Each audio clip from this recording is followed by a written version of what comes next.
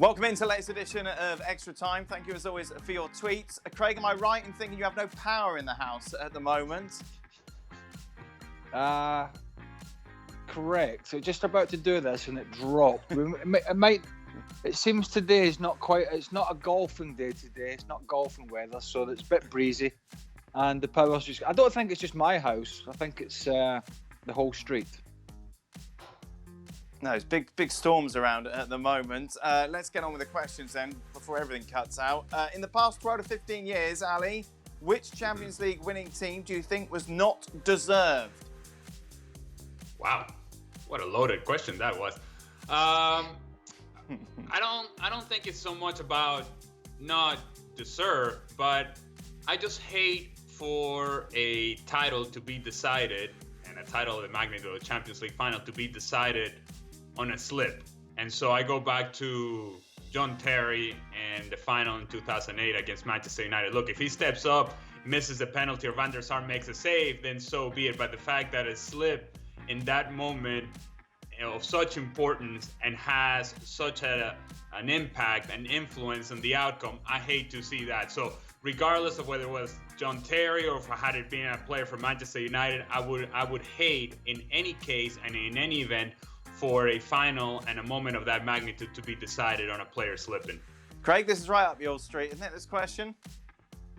No. Look in the history books. Just go down, see who won the title, see who won it, get the pictures, see who lifted the trophy.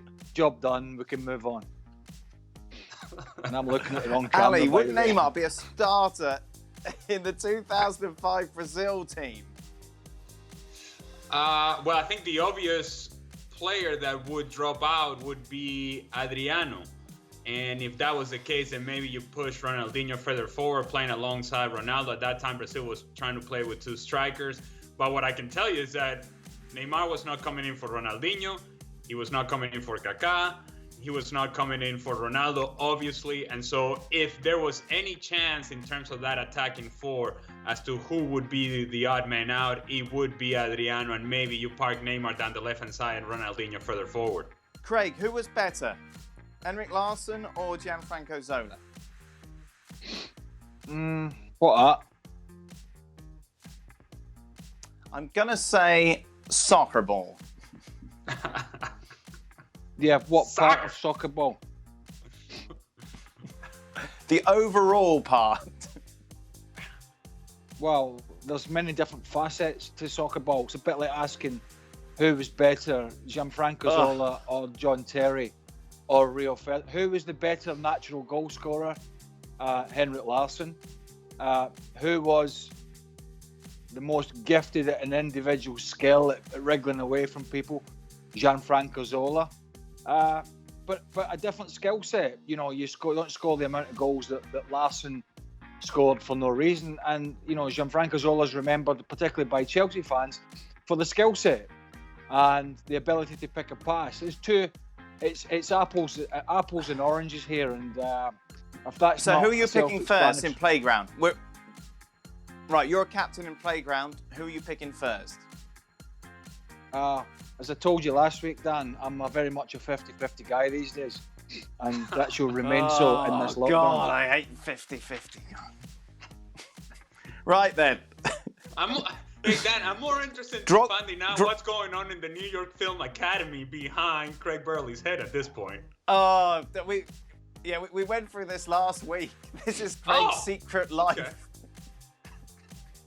Okay. Yeah, it's my acting degree that I don't normally share with people, unlike Frank LeBeouf. I in fact, the phone has rang constantly with the upcoming films that are coming out that people want me to play a part in. Yeah. But, fully qualified. Didier Drogba or Samuel Eto'o? Ali? Wow.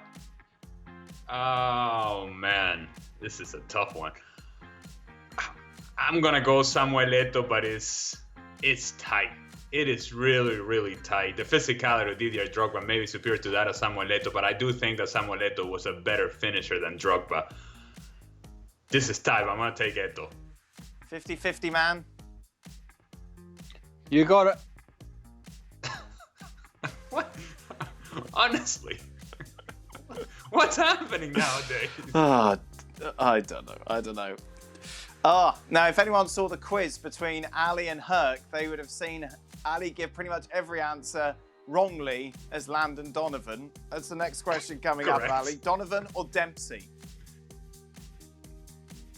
Well, you cannot deny the numbers and the dominance of Landon Donovan in Major League Soccer and his importance to the U.S. national team. However, I'm going to say that in terms of an exciting player and an effective player and a guy who truly achieved heights at the club level that Landon Donovan did not achieve, and certainly internationally, I would suggest that I'm going to take Clint Dempsey. I really do. There's more of a wild card to his game, and I do think that his potential and his upside was higher than that of Landon Donovan. Understanding, of course, the importance and the historical importance of Landon Donovan in U.S. soccer, but in one game, if we're going to go to that hypothetical scenario of picking somebody in your backyard, I'm going to take Dempsey. Who would step up to take a title-deciding penalty for ESPN FC between Craig and Ali? Craig, of course, you took penalties for Derby. Ali, not so much? Yeah, I was never comfortable taking penalties. I wasn't bad at them, but I wasn't comfortable. So, yeah, go ahead, Craig. Be a hero, score for us. Let's go party afterwards. Well, you'll go have a couple of drinks. Maybe I'll have Shirley Temple or two, and then we'll go home. Perfect. Craig, I just found out my surname is from Inverness. What can you tell me about Caledonian Thistle? Inverness, Caledonia. There used to be two teams, and this is to my best of my knowledge. Inverness is a small place in the north of Scotland. There used to be two teams there, I believe. Inverness Caledonian and Inverness Thistle. I might be wrong. I could be wrong, but they both teams merged to make one club because it was more sustainable in that area, and they were famous. Although they've been playing some top flight football in the last few years, they were a very, very small club and still are to some degree, but they were very famous for beating Celtic at Celtic Park under the stewardship Celtic at the time of John Barnes, which cost him his job, and that was one of the biggest upsets at the time in Scottish football history. And it followed a headline the next day that said, "Super Cali go ballistic, Celtic are atrocious." One of the most famous things in Scottish football history. There you go. Trust you to bring up something bad about Celtic with your anti-Celtic ways, Craig. I had left by then. I have to say, I must tell you, I had left the club 2 months before then and played no part in that particular debacle.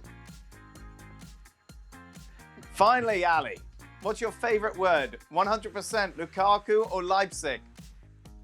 Well, Lukaku's not mine. That's Stevie Nicol. Leipzig is not mine. That's yours. And so, therefore, 100%. Yes. No doubt about it. Because Leipzig has to do with the way that you say Leipzig, which is Leipzig. And then, of course, Lukaku has to do with Stevie Nicol and his disdain for Lukaku. But it's certainly 100%. Yes. That is it. Thank you very much, gentlemen. Craig, hope you get your power back. We'll be back tomorrow for more. I think Ian Dark and Mark Ogden are with us tomorrow, so be sure to stay tuned. Well, thank you very much for watching ESPN on YouTube. For more sports highlights and analysis, be sure to download the ESPN app. And for live streaming, premium content, and let's not forget as well, ESPN FC 7 days a week. Subscribe to ESPN+.